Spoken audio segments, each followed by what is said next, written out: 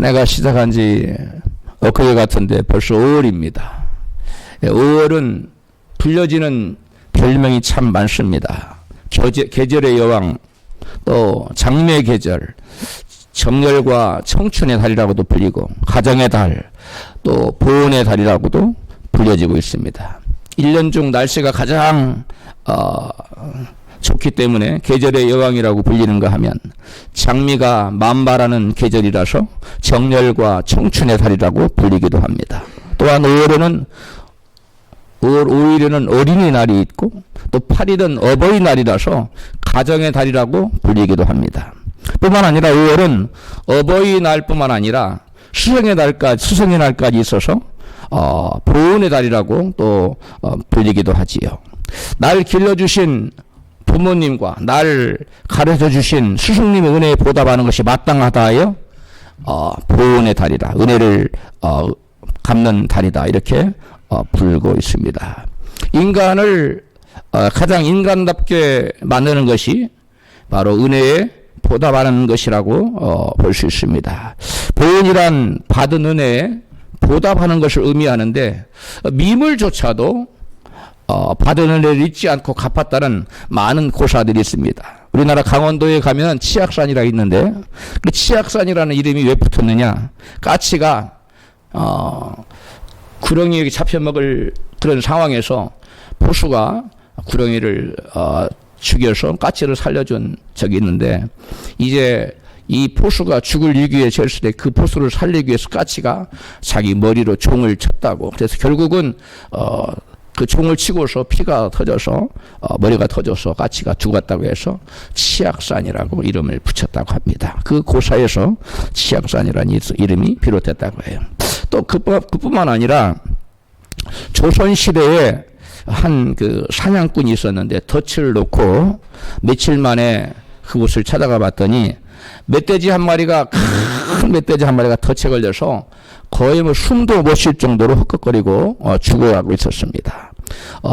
며칠 동안 덫에 걸려서 다리를 빼려고 아마 해도 힘대로 쓰고 맨날 며칠 먹지를 못하고 거기다가 이 암돼지가 큰 배가 불렀는데 임신을 한 거예요. 예? 새끼를 뵌 겁니다. 그런데 이 사냥꾼이 자기 스승 사냥꾼 선생님한테 배우기를 절대로 새끼들이 있는 데서 짐승을 잡지 말아라. 두 번째, 새끼 뵌 짐승은 절대 잡으면 안 된다. 이 두 가지 교훈을 받았는데 이게 보니까 크긴 큰데 새끼를 너무 많이 크게 뵀어요. 그래서 그 스승님의 가르침에 따라서 저기를 풀어주고 그 다리 상처난 데에다가 이 사냥꾼들은 항상 치료제로 쑥가루를 가지고 다닌다. 쑥가루를 이렇게 발라줬어요. 그리고서 먹을 것을 갖다가 잔뜩 줬더니 먹지도 못하는 거예요. 그리고 이제 자리를 피해줬는데 그 암돼지가 그것을 겨우 먹고 자리를 떠서 이제 몇 달이 지난 다음에 다시 산으로 사냥을 하러 갔더니 그 멧돼지가 자기 앞에 나타났어요. 암돼지가. 근데 이 새끼들이 몇 마리예요. 굉장히 많은 새끼들 거느리고 자기를 피해 가지도 않고 너무 쳐다보더라는 거예요. 예? 은혜에 감사하고 있는 거예요. 그러고 나서 또 이제 며칠 있다가 이 사냥꾼은 직업이 사냥하는 거니까 사냥하러 가서 어떤 짐승을 향하여 총을 겨누고 있는데 갑자기 난데없이 누가 닥쳤냐면 호랑이가 이 사냥꾼을 덮치는 겁니다. 근데 놀라운 것은 어디에 있었는지 모르는데 갑자기 자기가 살려준 그 멧돼지가 호랑이를 와서 덮치는 거야. 그래 호랑이가 덮치니까 호랑이가 나가 떨어지니까 멧돼지가 크니까.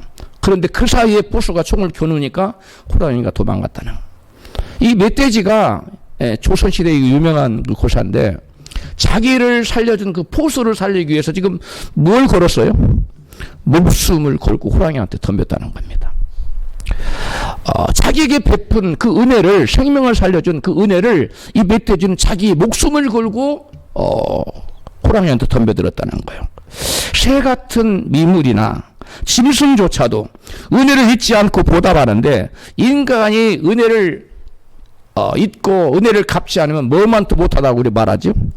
짐승만도 못하다고 합니다. 이 짐승도 이렇게 은혜를 갚을 줄 아는데 특별히 인간은 그 누구보다도 자기를 낳아주시고 또 먹여주시고 길러주시고 입혀주신 이 부모님의 은혜에 마땅히 보답을 하고 살아야만 마땅한 것입니다. 인간은 그 누구도 부모의 무조건적인 사랑의 돌봄을 받지 않고는 홀로 클 수가 없어요. 그러면 고아들은 부모님이 없는데요. 그건 부모님 대신 누가 돌봤습니까? 고아원 부모라도 돌봤어요. 인간은 사람인 자를 쓸 때 이렇게 꼿꼿이 하나로 세워놓는 것이 아니라 이렇게 해서 두 개로 걸쳐서 서로 기대고 서 있도록 해서 인간은 스스로 존재할 수 없는 존재라는 거예요. 누군가를 의지해 살아가야 돼요. 어린 시절에는 그 부모님의 은혜를 의지해서 살아가야 되고, 요즘은 안 그렇지만 옛날에는 아내들은 남편을 의지해서 살아가야 되고, 또 부모님들이 늙으면 자녀들을 의지하며 살아갈 수 있도록, 또 친구를 의지하며 살아갈 수 있도록 이렇게 사람인 자가 이렇게 돼 있어요. 서로 의지하며 살아갈 수 있도록. 인간은 독립적인 존재가 아니라는 거예요.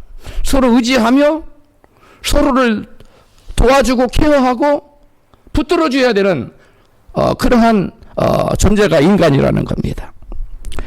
그래서 성경은 인간관계의 첫 계명을 이같이 말씀하고 있습니다. 신명기 5장 16절 같이 읽습니다. 크게. 너는 너희 하나님 여호와의 명한대로 내 부모를 공경하라. 그리하면 너희 하나님 여호와가 내게 준 땅에서 내가 생명이 길고 복을 누리리라. 아멘. 성경에 10계명이 두 번 나오죠. 출애굽기 20장하고 신명기 바로 5장에 나오는데, 여기 보면 다른 10계명 중에서 모든 다른 계명은 이렇게 특별히 복을 준다는 저희가 없어요.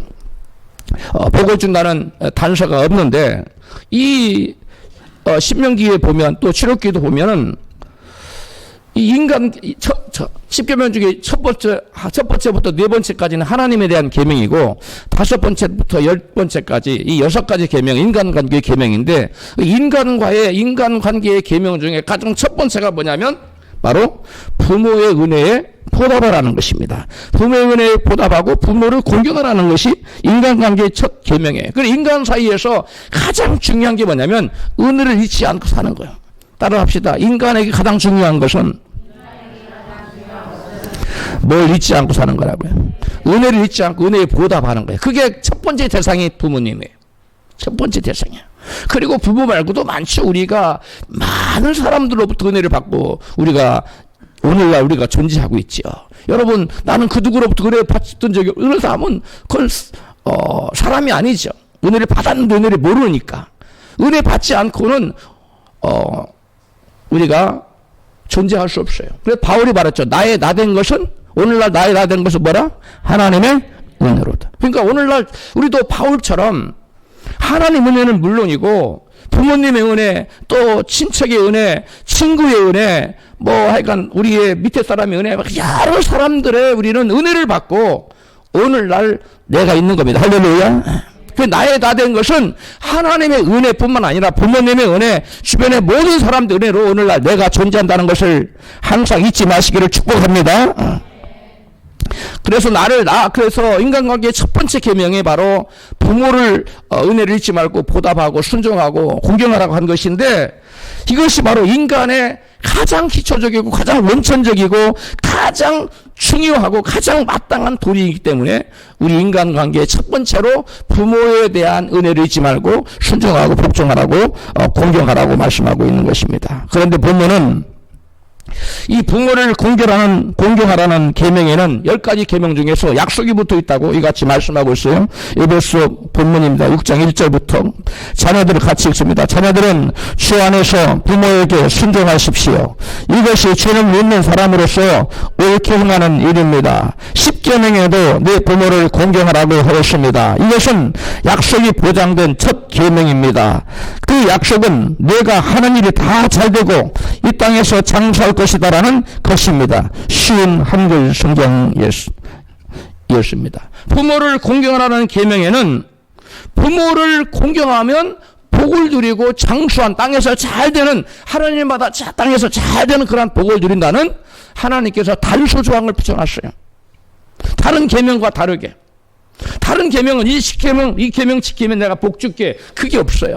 그냥 무조건 지키라는 거예요. 그런데 이 계명에는 이 계명 지키면 내가 내게 특별히 복을 줄게. 그런데 그 계명이 어떤 복이냐면 내가 땅에서 하늘마다 다 뭐 할 것이다? 잘 될 것이다. 여러분, 우리가 하늘마다 잘 되면 얼마나 좋겠습니까? 이게 바로 복이 아니고 뭐겠어요? 사람은 자기 힘으로 아무리 힘쓰고 애쓴다고 해서 그 무엇이 잘 되는 게 아닙니다. 하나님이 복을 줘야 되는 줄로 믿습니다. 그런데 그러한 복을 누구에게 주겠다 약속하셨느냐? 10계명 물론 다른 계명도 다 지키면 복 주시겠지만 하나님이 아주 못을 박아놓고 하나님의 이름을 걸고 딱 약속을 한 것이 있어요. 부모를 순종하고 부모에게 순종하고 부모를 잘 공경하면 은혜를 잘 보답하는 자에게는 내가 내게 복을 줄 것인데 땅에서 잘 되는 복 그리고 장수하는 복 그런 복을 받아들이겠다고 말씀하고 있는 것입니다. 할렐루야. 다른 계명도 물론 우리가 지키면 하나님께서 복을 주십니다. 그러나 다른 계명을 지키면 복을 준다는 직접적인 약속이 10계명에 붙어 있지는 않아요. 그러나 부모를 공경하라는 계명을 지키면 땅에서 잘 되는 복을 누리게 될 것이다라고 직접적으로 하나님이 단서조항을 붙여놓았어요.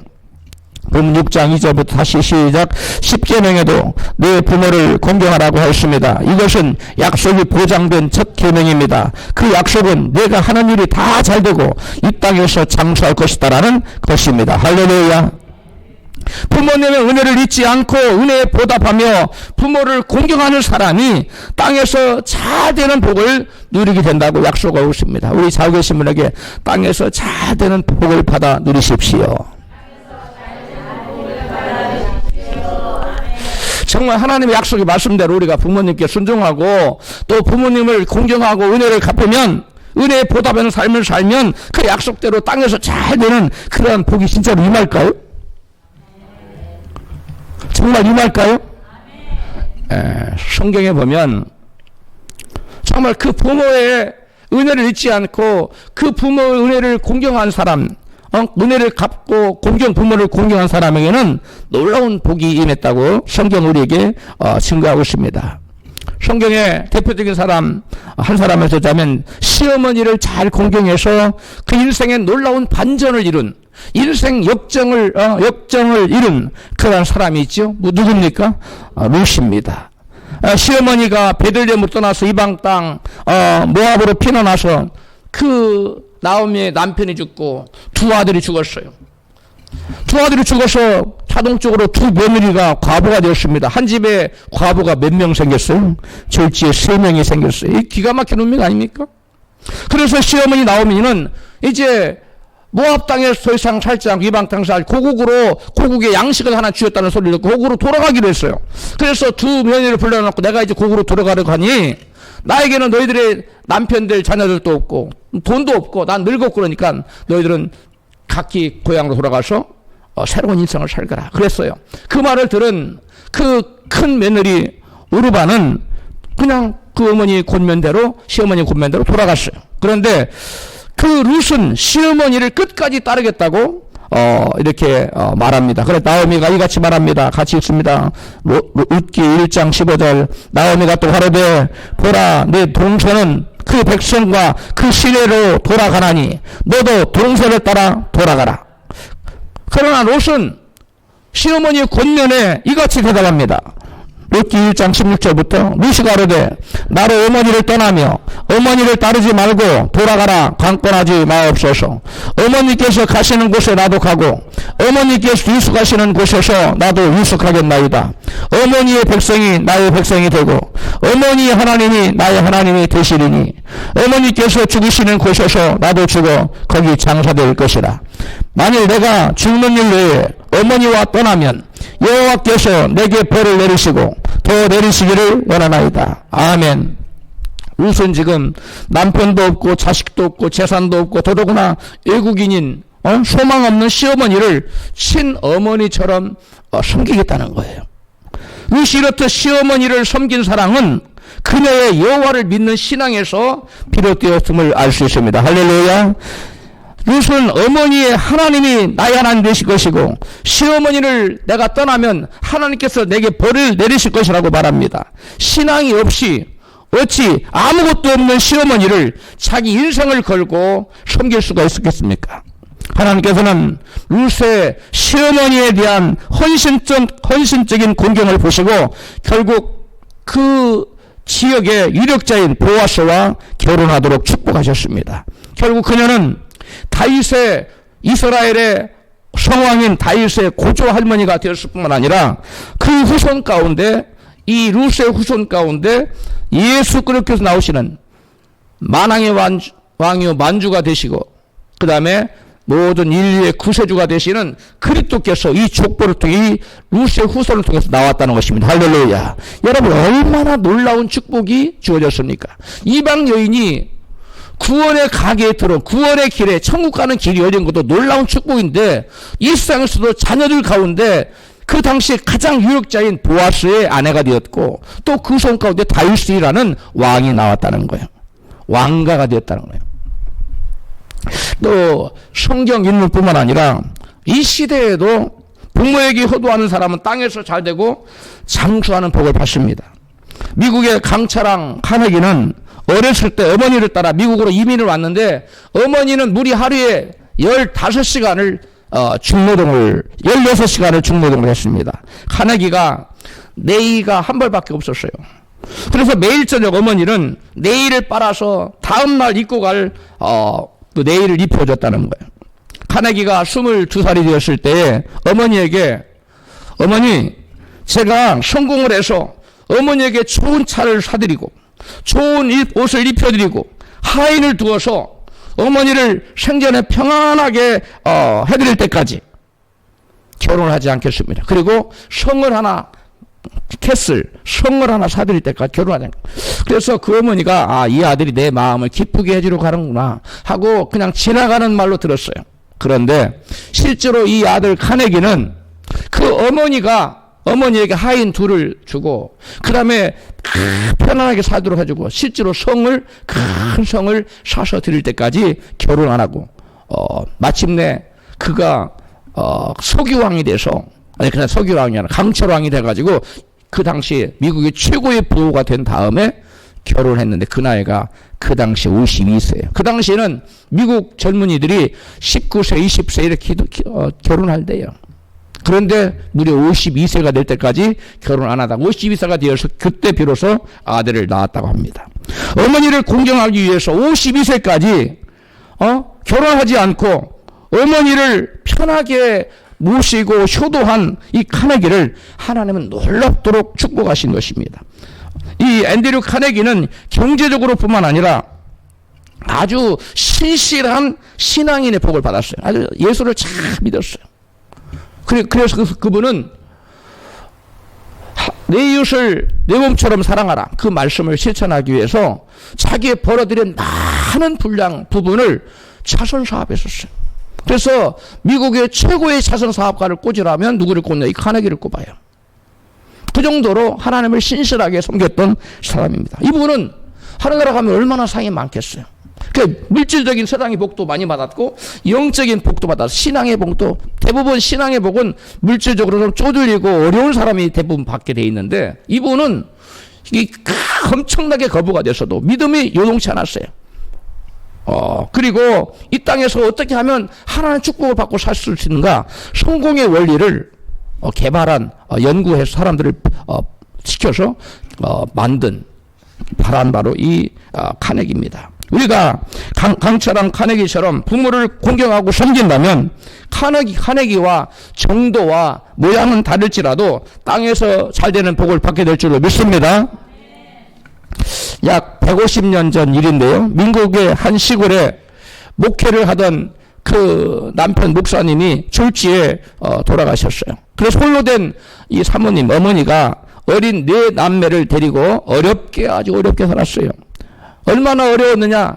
정말 먹고 살 길이 급급한 그 당시 미국이 굉장히 어려웠을 때입니다. 낮에는 양계를 닭을 치고 밤에는 싹바느질로 아주 어렵게 두 남매를 키우는 어머니의 사랑과 희생의 눈물을 이 아들이 보았습니다. 그녀의 아들은 어머니 은혜에 보답하는 마음으로 열심히 공부를 해서 고등학교를 수석으로 졸업하게 되어서 나중에 대통령상을 받게 됩니다. 그리고 졸업식 때 졸업생을 대표하여 졸업연설을 합니다. 졸업연설을 감동적으로 해서 하객들의 축하박수를 받고 대통령의 이름이 새겨진 메달을 머리에다 딱 받았어요. 그리고 어머니는 졸업식에 입고 갈 변변한 이 옷이 한 벌도 없는 거예요. 그래서 평상시 입던 그 초라하고 또 그 남루한 그런 옷을 입고 그 졸업식장의 한 구석에 귀퉁이에 보이지 않는 곳에 가서 숨듯이 앉아 있었어요. 그때 아들은 그 많은 사람들이 보고 있는데 목에 걸고 연설을 마치고 어머니 찾아 쏜사람 같이 찾아가서 어머니에게 무릎을 꿇고 자기에게 목에 걸린 이 메달을 어머니에 걸어주면서 어머님, 오늘의 이 영광은 모두 다 어머님 덕분입니다. 어머니 은혜로 제가 오늘날 있을 수 있어서 이렇게 하면서 어머니를 껴안고 우는 거예요. 사람들은 그것을 보고 이 청년의 이 학생의 박수를, 보통 학생과 어머니가 그 남루하고 헤어진 옷을 입고 초라한 옷을 입고 갔대 어머니 앞에 외면할 텐데 그 많은 사람들 앞에 당당히 나가서 어머니를 껴안고 어머니 유유해 주는 것을 사람들 박수를 쳤다는 거. 이 아들은 나중에 공부를 열심히 해서 프린스턴 대 그 당시 명문입니다. 최고의 명문인데 그 프린스턴 대 교수가 돼요. 그리고 나중에 프린스턴 대학교의 총장이 되어서 8년간 봉직을 합니다. 프린스턴 대학교 총장으로. 그 다음에 이분은 미국의 27대, 28대 그리고 29대 미국 대통령이 되었어요. 이분이 바로 누구냐? 우드로우 윌슨입니다. 어머니의 은혜를 잊지 않고 은혜를 갚기 위해서 항상 어머니를 공경하며 살았던 이 아들은 하나님께서 이 아들을 놀랍도록 축복해 주신 것입니다. 그는 대통령이 되어서 얼마 있다가 1914년에 국회에서 나가서 연설을 하면서 국회의원들에게 감동적인 연설을 합니다. 우리가 오늘 국회의원이 되고 이렇게 선거할 수 있었던 것은 저와 여러분의 어머님의 은혜의 덕분 아닙니까? 우리가 어머님의 은혜를 잊지 말고 어머니 날을 제정해서 어머님의 은혜를 단 하루만이라도 우리가 감사를 표하는 날을 정합시다. 그러니까 모든 국회의원들이 일어나서 기립박수를 치고 옳습니다. 그렇게 합시다. 우리가 미처 생각을 못했는 우리가 어머니 날을 정합시다. 그래서 미국 국회 의사당에서 1914년에 어머니 날을 제정했어요. 그래서 언제로 어머니 날을 정했느냐? 매년 5월 두 번째 주일. 그날을 어머니날로 제정했는데 오늘날 세계 각국의 어머니날의 기원이 되었다고 합니다. 뿐만 아니라 윌슨 대통령은 1차 세계대전이 끝날 무렵인 1918년에 미국 의회에서 의회 연설을 했는데 그때 천명한 것이 민족 자결주의를 천명했어요. 세계 각국을 향하여 외쳤습니다. 세계 각 민족은 타 민족의 간섭을 받지 않고 각 민족마다 스스로 정치적 문명을 결정할 권리가 있다는 그러한 내용이 민족 자결주의예요. 이 민족 자결주의의 윌슨 대통령의 국회 연설에 영향을 받아서 한국의 세계 각국에 있던 그 독립투사들이 우리나라 돌아와서 이 독립운동을 하게. 그것이 결정된 것이 바로 그 다음에 1919년이죠. 3.1 운동이 일어났습니다. 그리고 이 민족 자결주의의 천명으로 인해서 한국을 비롯하여 많은 동남아 국가들이 독립하는 그러한 원동력이 되었습니다. 어머니에게 효도한 윌슨은 하나님의 축복을 받아 대통령이 되었을 뿐만 아니라 단지 그 나라에만 영향력을 미치는 것이 아니라 어머니 나라를 맡아서 만들어 세계에 영향력을 미칠 뿐만 아니라 민족 자결주의를 외쳐서 수많은 핍박받고 억압받고 눌림받고 나라를 수탈당하고 나라를 잃고 수탈당하는 우리 한국과 같은 이 어려운 나라들을 독립시키는 그러한 세계사의 위대한 하나님 일꾼으로 쓰임받게 되었다는 것. 할렐루야. 여러분, 부모님에게 어머님의 은혜를 잊지 않고 공경한 윌슨을 하나님이 얼마나 기뻐 보셨으면 그를 대학 교수에다가 대학교 총장에다가 그 다음에 대통령에다가 세계에 영향력을 끼치는 대통령 중에 대통령으로 하나님이 삼아주셨을까요? 우리 하나님은 어제나 오늘이나 영원토록 동일하신 분이십니다. 믿으시면 아멘 하십시다. 일손이 어머니를 은혜를 잊지 않고 이와 같이 어머니를 공경하지 하나님께 일손을 높여주신 것처럼 오늘날도 저와 여러분이 우리 어머니를 못났다고 부족하다고 나보다 못 배웠다고 멸시하거나 요즘 첨단의 이 유행을 모른다고 무시하거나 하지 말고 일손처럼 그 남루한 옷을 입고 헤어진 옷을 입고 저 구석에 숨어있는 어머니, 아들에게 혹시 누가 될까봐 숨어있는 어머니에게 눈을 두리번 우리 어머니가 저 구석에 있니? 그 많은 사람들의 눈길을 아랑곳하자 어머니를 껴안고, 여러분 이게 바로 하나님의 은혜를 잊지 않은, 어머님의 은혜를 잊지 않은 위대한 사람의 믿음의 사람인 줄 믿습니다. 예수님 당시에 바리새인들 중에 어떤 이들은 하나님을 섬긴다는 핑계로 부모를 공경하는 일을 소홀히 했습니다. 부모님께 드려야 할 것을 하나님께 드렸다는 핑계로 부모님께 대한 책임을 다하지 않은 것을 고르반이라고 얘기했어요. 이같이 하나님께 드렸다는 핑계로 부모님께 마땅히 드려야 될 것을 드리지 않는 사람들에게 주님은 뭐라고 하셨을까요? 예수님께서는 저들을 향하여 독사의 새끼들이라고 준엄하게 꾸짖었습니다. 예수님께서는 하나님을 섬긴다면서 부모님을 공경하지 않는 자들을 왜 독사의 자식들이라고 심하게 꾸짖으셨을까요? 그것은 눈에 보이는 부모님 은혜를 잊은 자가 눈에 보이지 않는 하나님을 섬긴다는 말은 앞뒤가 맞지 않는 거짓이기 때문에 그렇습니다. 요한일서 4장 20절에 같이 읽어요. 누구든지 하나님을 사랑하노라 하고 그 형제를 미워하면 이는 거짓말하는 자니 보는 바 그 형제를 사랑치 아니하는 자가 보지 못하는 바 하나님을 사랑할 수가 없느니라. 아멘. 눈에 보이는 부모님을 섬기지 못하고 눈에 보이는 부모님을 공경하지 못하는 자가 하나님을 섬긴다고 말하고 하나님을 공경한다고 한다는 것은 여러분 있을 수가 없다는 일이에요. 그런 일이 있을 수 없다는 일이에요. 그건 거짓말이라는 거예요. 하나님 모르는 현대인들의 가장 무서운 죄악은 부모님 은혜를 잊어버리고 부모를 거역하고 부모님께 감사하기는커녕 부모님을 배반하는 것입니다. 그래서 성경은 부모의 은혜를 잊고 부모를 거역하는 자에게는 저주가 임한다고 말씀하고 있습니다. 신명기 27장 16절입니다. 같이 그 부모를 경홀히 여기는 자는 저주를 받을 것이라 할 것이요 모든 백성은 아멘 할지니라. 부모를 경홀히 여기는, 부모를 우습게 여기는 거야. 부모를 가볍게 여기는 거야. 하찮게 여기는 거야. 이런 사람에게는 저주가 임한다는 거야. 그 다음에 잠언 30장 17절에 시작. 아비를 조롱하며 어미를 순종하기를 싫어하는 자의 눈은 굴짜기의 까마귀에게 쪼이고 독수리 새끼에게 먹히리라. 아멘. 여러분 까마귀는 뭘 먹고 사는 줄 아십니까? 죽은 시체를 먹어요. 죽은 자와 같은 삶을 살게 된다는 거예요. 까마귀에게 눈이 쪼인다는 것은. 산 사람에게 까마귀가 옵니까? 안 오지요. 그러니까 이게 은유적인 표현인데요. 죽은 자와 방불한 삶을 살게 된다는 거예요. 그 사람의 삶에 사망의 그림자가 덮친다는 거예요. 누구에게? 어미를 멸시하는 자, 부모를 갖다가 우습게 여기는 자, 하찮게 여기는 자, 부모의 은혜를 잊어버린 자는 이와 같이 여러분 저주가 임한다는 것이에요. 우리가 살고 있는 이 시대는 권위를 거역하고 대적하는 거역의 시대에 우리가 살고 있습니다. 은혜를 저버리는 배반의 시대에 살고 있습니다. 시대의 아들이라는 말을 들어봤을 거예요. 그 시대의 사람들은 그 시대에 사는 사람들이 보편적으로 하는 가치를 따라서 행동합니다. 오늘날은 부모를 거역하는 것을 대수롭지 않게 아주 정상적인 것으로 받아들이는 이 거역의 시대에 우리가 살고 있습니다.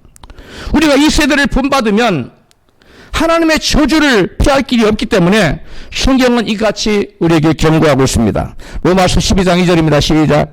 너희는 이 세대를 본받지 말고 오직 마음을 새롭게 함으로 변화를 받아 하나님의 선하시고 기뻐하시고 온전하신 뜻이 무엇인지 분별하도록 하라. 아멘.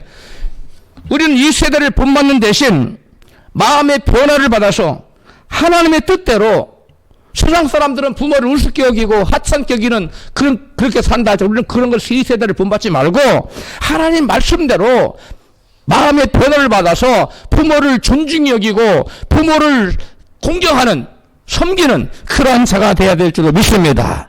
부모를 섬기고 공경할 때 그런 자에게 하나님께서 복을 주시겠다 약속하셨어요. 그렇다면 우리는 부모님 어떻게 공경하여야 할까요? 성경에 나타난 인간관계의 계명은 모두 하지 말라는 금지형입니다. 그런데 딱 하나, 부모에 관한 계명은 하라는 적극 명령이에요. 다른 계명들은 살인하지 말라, 간음하지 말라, 도둑질하지 말라, 거짓말하지 말라, 전부 다 하지 말라는 부정적인 건데 적극적으로 하라고 명령하는 게 뭐냐? 부모님에 관한 계명이에요. 긍정적입니다. 그리고 적극적으로 나서서 살아가는 거예요. 잠언 23장 25절 시작. 내 부모를 즐겁게 하라 하며 내 어머니를 기쁘게 하라. 이것도 하라고 하잖아요. 부정이 아니잖아요. 적극적으로 하라는 거예요. 그런데 부모를 어떻게 하면 즐겁게 하고 어떻게 하면 나 어머니를 기쁘게 할 수 있을까요? 부모님을 즐겁게 하고 기쁘게 해드리려면 부모님의 권위를 인정하고 부모님 인정해야 돼요. 그리고 그 권위에 순종해야만 합니다. 할렐루야. 부모를 갖다가 인정하지 않고 어머니가 뭘 알아요? 어머니는 옛날 고리터 본 것만 알고 있지. 이런 식으로 부모님을 무시하는 건 부모님의 권위를 무시하는 거죠. 로마서 13장 1절입니다. 각 사람은 위에 있는 권세들에게 굴복하라. 권세는 하나님께로 나지 않음이 없나니 모든 권세는 다 하나님의 정하신 바라. 그러므로 권세를 거스리는 자는 하나님의 명을 거스리니 거스리는 자들은 심판을 자취하리라. 아멘. 여기 보니까 이 권세가 나와요. 권세는 영어로 authority예요. 권위를 말하는, 하나님 세우신 권위. 가정에 부모님의 권위, 또 가정에는 남편의 권위가 있죠. 또 학교의 선생님의 권위, 군대나 또 회사에서는 상사의 권위, 상관의 권위가 있어요. 교회에서는 영적 지도자의 권리, 나라에는 국가 지도자의 권위, 이런 권위가 있습니다. 그런데 이 권위를 무시하는 거, 권위를 거역하면 바로 그 권위자를 세우신 하나님을 무시하고 하나님을 거역하는 거예요. 단지 권위자를 거역하고 권위자를 무시하고 권위자에게 순종하지 않는 것이 아니라 하나님을 거역하고 하나님 무시하고 하나님께 여러분 순순해가는 것이 대학을 나온 한 며느리가 초등학교도 나오지 못한 시어머니의 말씀에 순종하며 행복한 가정을 이루고 살았습니다. 그런데 그 며느리의 대학 동기는 자기의 시어머니와 맨날 부딪혔어요. 불화하고 그 다음에 불목하고 화목하지 불화한 가정을 이뤘어요. 시어머니의 말이 이치에 맞지 않는다느니, 시어머니한테 어머니가 뭘 아시고 그런 얘기를 한다느니, 또 비이생적이라느니, 미신적이라는 이런 말을 하면서 사사건건 시어머니가 말을 못하게 막았어. 틀렸다는 거예요. 그리고 불평불만을 일삼았습니다. 그래서 그 가정은 늘 화목하지 못하고 편치가 못했어요. 그래서 결국 그 며느리는 시어머니 때문에 도저히 못 살겠다고 신경쇠약이 걸렸어요. 어느 날 시어머니와 불화한 친구가 시어머니와 화목한 친구에게 찾아와서 이와 같이 질문했으면 너는 어떻게 그렇게 시어머니의 뜻을 잘 맞추고 사느냐고 물었습니다. 그 비결이 뭐냐? 그러자 이 시어머니와 잘 화목한 이 며느리가 친구가 이렇게 대답했습니다. 나는 땅의 원리가 아닌 하늘의 원리를 따라 시어머니에게 순종하며 산다. 이렇게 대답을 했습니다. 시어머니가 사리에 맞지 않는 말을 해도 사람에게 하듯 하지 않고 하나님을 섬기듯 하나님의 권위를 인정하고 섬기며 산 것입니다. 부모님을 거역하고 불경하게 대하는 것은 곧 부모님이라는 권위를 세우신 그 하나님을 거역하고 하나님을 불경하게 대하는 것하고 똑같은 거예요. 사람들은 그 어머니의 권위를 무시하는 것은 그 어머니의 권위를 세우신 하나님 무시하는 것이라는 것을 알지를 못해요. 어머님에게 불순종하는 것은 그 권위를 세우신 하나님에게 권위에 불순종하는 것이라는 것을 알지를 못해요. 대부분 그것을 인식하지 못하고 살아갑니다. 그런데 같은 거예요. 왜? 모든 권세, 모든 권위는 누가 정하신 거예요? 하나님께서 정하셨어. 그리고 그 권세, 그 권위를 거스르는 자는 곧 그 권위자를 세우신 누구를 거스르는 거예요? 하나님을 거스르는 거하고 동일한 겁니다. 여러분, 눈에 보이는 자를 사랑치 못하는 자가 눈에 보이지 않는 하나님께 사랑한다고 말해. 그거 똑같아요. 눈에 보이는 권위자에게 순종하지 못하는 자면서 권위를 낳으신 권위자를 세우신 하나님 어떻게 순종하겠어? 눈에 보이는 권위자의 말에 순종하지 못하고 거역하는 자가 눈에 보이지 않는 그 권위자를 세우신 하나님 어떻게 순종하겠어요? 그게 말이 안 된다는 거예요. 시어머니와 화목하게 잘 사는 며느리는 하나님의 말씀에 순종하기 위해서 자기의 지식, 경험 이런 거 다 부인하고 어머니가 틀린 말을 하다 예 어머니 그러세요. 예 그럴 수도 있겠네요 하고 동의해주고 시어머니를 구박하지 않는 거예요. 어머니가 요즘 뭘 안다고 그런 얘기를 하세요. 이렇게 구박하지 않았다는 거예요. 어머니를 인정해 드린 거예요. 그러기 위해서는 자기를 뭐 했어요? 부인했어요. 자기를 부인했어요. 그리고 어머니 마음 항상 편하게 해주고 기쁘게 해줄 수가 있었어요. 성경에 네 어머니를 뭐하게 해주라? 기쁘게 해주라. 또 뭐하게 해주라? 즐겁게 해드리라. 여러분 저와 여러분 모두 부모님을 날 낳아주시고 길러주시고 먹여주고 이뻐주시는 부모님에게 여러분 기쁘게 해드리고 즐겁게 해드리기를 주 이름으로 축원합니다. 부모 말에 토를 달고 대들고 고역하고 부모에게 함부로 말하는 사람은 하나님의 심판을 자취한다고 심판을 끌어들이는 거라고 말씀하고 있지 않습니까? 하나님께서 세우신 권위자를 향하여 함부로 말하거나 권위자를 거스르는 자들에게는 하나님의 심판이 난다고 분명히 심판이 난다고 분명히 기록되어 있어요. 권위를 부인하거나 대적하는 자들은 하나님을 부인하고 하나님을 대적하는 자들로서 하나님의 심판을 불러들이는 어리석은 자들입니다. 그런 사람들은 나는 신앙생활 잘하고 싶어요. 하나님 잘 믿고 싶어요. 그래서 복도 많이 받고 싶어요. 그런데 그런 사람은 하나님을 거스리고 있기 때문에 결코 신앙생활을 잘하고 할 수가 없어요. 그러한 믿음 생활을 올바로 할 수가 없습니다. 거역하게 한 악한 영이 하나님에게서 오는 모든 축복의 루트를 다 막아버려요. 그래서 우리가 이 거역하는 영이 우리를 주장하지 못하도록 우리는 항상 나를 죽이고 나를 부인하고 하나님께 세우신 권위에 전적으로 순종하는 우리 모두가 되어야 될 줄로 믿습니다. 가정에서 여러분 자녀들이 신앙생활을 잘하고 복받기를 원하십니까? 그렇다면 그 자녀들에게 가장 먼저 가르쳐야 될 것이 가장 강조해서 가르쳐야 될 것이 부모의 권위에 철저히 순종하는 법을 배우게 하지 않으면 안 됩니다. 부모의 권위에 거역하고 불순종하는 자녀들은 절단코 잘 될 수가 없어요. 되는 일 같은데 안 되고 막혀요. 또한 한 가정이 복을 받으려면 아내가 가정에서 남편의 권위에 순종을 해야 되는데 그러려면 남편이 아내를 사랑해 줘야 됩니다. 할렐루야. 그 다음에 그런데 요즘 이게 아주 어려운 시대에 우리가 살고 있습니다.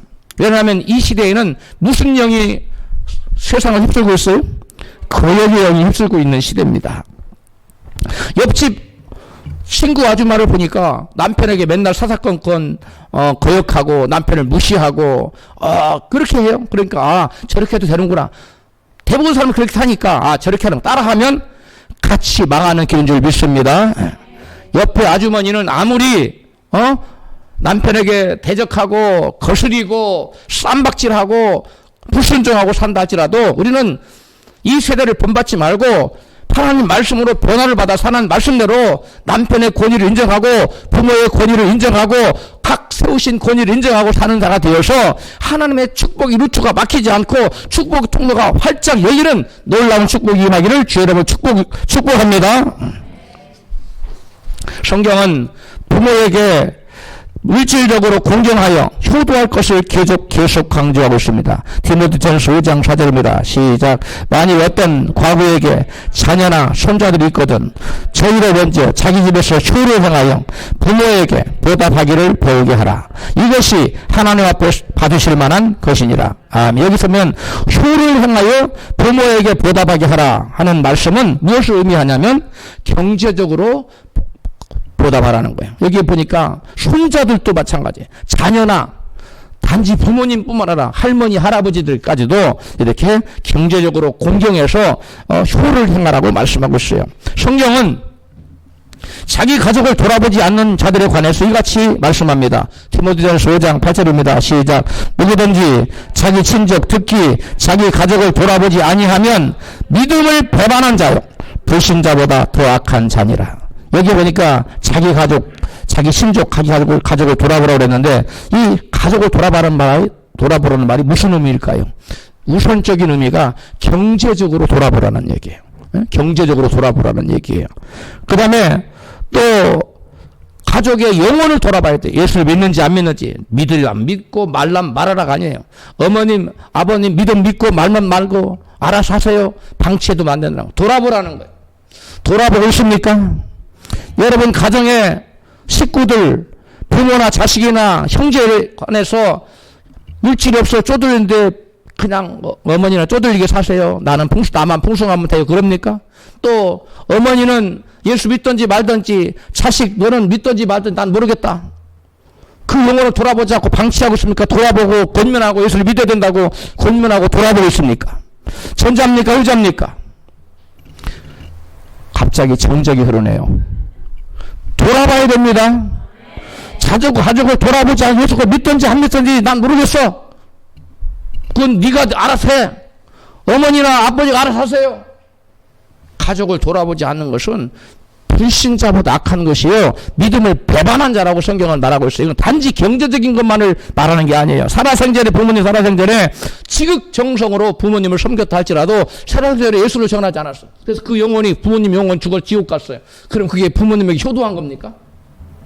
그게 무슨 효도입니까? 부모의 영혼이 여러분 돌아가시거나 회개하고 천국하도록 돌아봐야 됩니다. 할렐루야. 금식도 하고 철야기도도 하고 부모님 영혼을 위해서 기도하고 여러분 열심히 돌아봐요. 자녀들도 안 믿으면 자꾸 가자고 설득을 하고 또 뭐 이쁜 옷도 한 벌 사주고 뭐 맛있는 거 사주면서 야 예수 믿어야 된다. 꼭 안 믿으면 안 된다. 이렇게 권면해야지. 안 믿으려면 놔둬. 나만 열심히 믿으면 돼. 이렇게 하면 가정을 돌아보지 않는 자입니다. 우리가 영적인 하나님 아버지는 사람들이 잘 압니다. 육신의 아버지, 육신 어머니, 육적인 부모 다 잘 알죠. 그런데 영적 양식인 말씀을 먹이고 기르는 믿음의 부모, 아버지는 잘 모르는 분들이 들어 있어요. 고린도전서 4장 15절에 바울의 말을 들어봅니다. 시작. 그리스도 안에서 일만 스승이 있으되 아비는 많지 아니하니 그리스도 예수 안에서 복음으로서 내가 너희를 낳았음이라. 이를 인하여 내가 주 안에서 내 사랑하고 신실한 아들 디모데를 너희에게 보내었노니.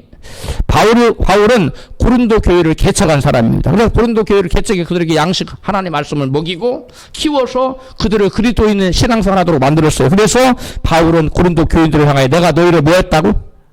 복음으로 낳았다고 얘기해요. 그러면서 그들을 내가 너희들의 아비다라고 말해요.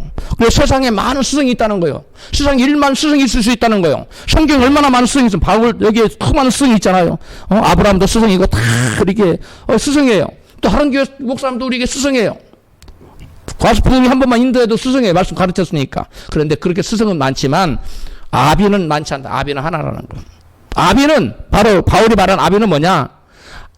가정에서 아버지가 그들에게 먹을 거 입을 거 챙겨 먹고 먹이고 길러주고 한 것처럼 그 교인들의 영혼의 양식을 먹이고 입히고 하는 그 영혼을 책임지는 그런 아비는 하나라는 거예요. 오늘날로 보면 누구예요? 담임 목사라는 거예요.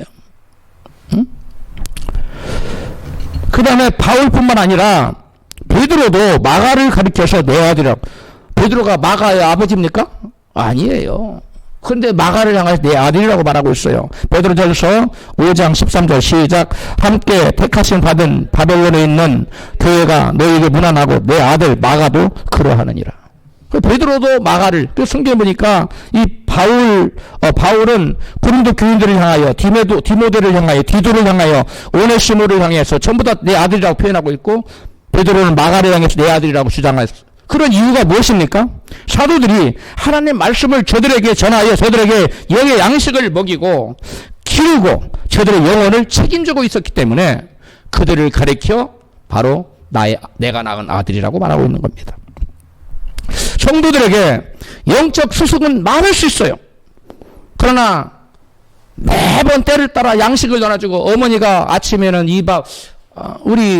저희 아내가 낮에는 뭘 할까요? 저녁에는 뭘 할까? 맨날 걱정을 해요. 무슨 음식을 해서 먹일까? 우리 혜선이가 오늘 저녁 아침에 뭘 해서 먹일까? 이렇게 항상 걱정을 하는 걸 들을 수 있어요.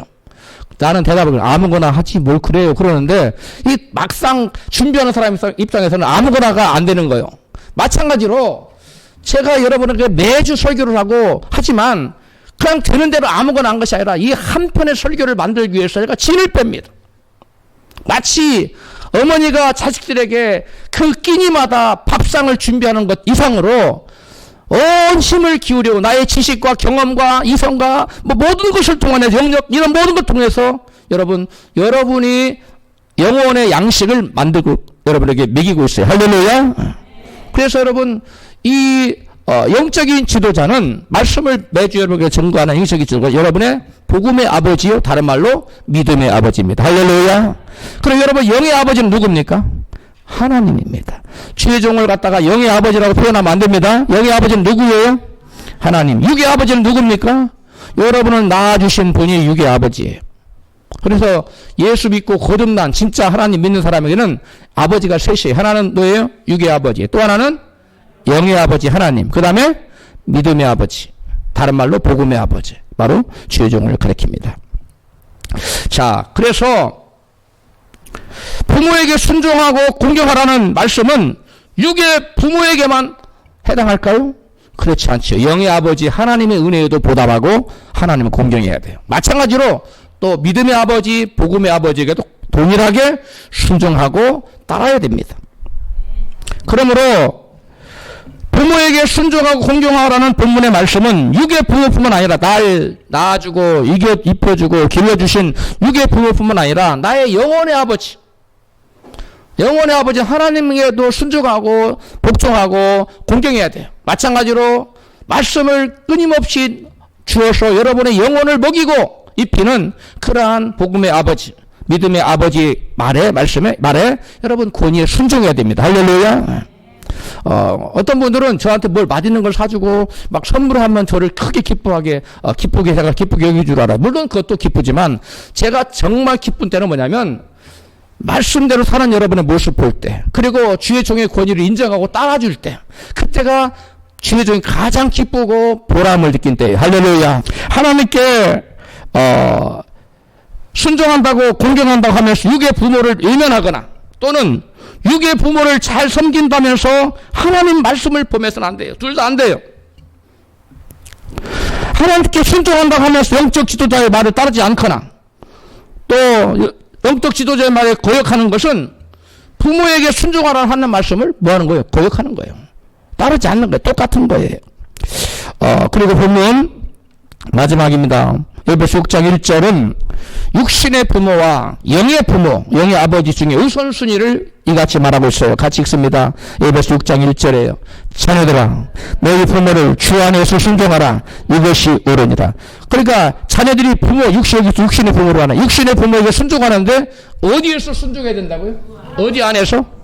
주 안에. 주 안에서가 뭡니까? 주님 말씀 안에서. 그 말씀의 범위를 넘어가는 것을 부모가 시키면 따라야 돼, 안 돼? 따르면 안 돼요. 주님 말씀이 우선이에요. 그 무슨 말이냐? 우리가 육신의 부모, 그 다음에 믿음의 부모, 영의 부모가 있는데 우선순위가 있어요. 가장 우선순위가 육신의 부모가 가장 나를 낳아주고 길러주고 육신의 부모가 가장 1등이죠?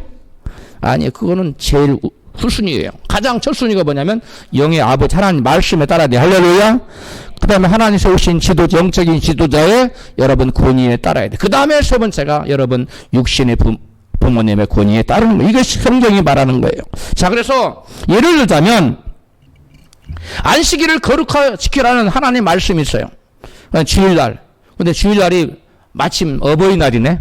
그러면 안식일을 범하고 부모를 내 부모를 공경하라고 했으니까 어버이날 섬기러 가기 주일날 교회 나오지 말고 어버이날 섬기러 교회가 아니라 부모님이 가야죠. 교회 가지 말고 어머님 집에 가야죠. 그건 아니라는 거예요. 하나님 말씀이 우선이라는 거예요. 영의 아버지를 먼저 섬기라는 겁니다. 할렐루야. 주일을 안 지키고 부모님 섬긴다고 부모님에게 가는 것은 그 우선순위가 잘못됐다는 거예요. 하나님은 육신의 부모님을 하나님보다 더 우선시하며 부모님을 섬기는 것을 우상숭배로 간주하시고 하나님 아주 기뻐하시지 않습니다. 싫어하십니다. 그래서 그런 사람에게는 자기에게 좋을 것 같지만 그렇지 않아요. 본인은 물론이고 부모님에게도 좋지가 않습니다. 우상의 대상이 되어버렸기 때문에. 우리 하나님께서는 바로 우상 숭배를 아주 싫어하시기 때문에 그렇습니다. 부모님을 마음 다해 공경하고 섬기십시오. 그러나 말씀을 범하면서까지 부모님을 공경하고 섬기는 것은 철저히 삼가하십시오. 우리 하나님은 독립적인, 독점적인 사랑을 원하시는 실주의 하나님이라는 사실을 꼭 기억하시기 바랍니다. 이사야 42장 8절에 나는 여호와니 이는 내 이름이라 나는 내 영광을 다른 자에게 내 찬송을 우상에게 주지 아니하리라. 하나님은 하나님께 돌릴 영광, 하나님께 우선시해야 될 것을 다른 것이 뺏어가는 거 아주 싫어하셔요. 내 육신의 부모에게 순종하고 부모를 공경하라는 말씀보다 영적인 아버지이신 하나님께 순종하고 공경하는 것이 우선이라는 거예요. 하나님의 약속된 복을 모두 받아들이시기를 원하십니까? 그렇다면 부모님 은혜를 잊지 마시고 부모님의 권위에 순종하고 부모를 공경함으로 땅에서 잘되고 형통케 되는 복을 누리시기를 주님의 이름으로 축원합니다.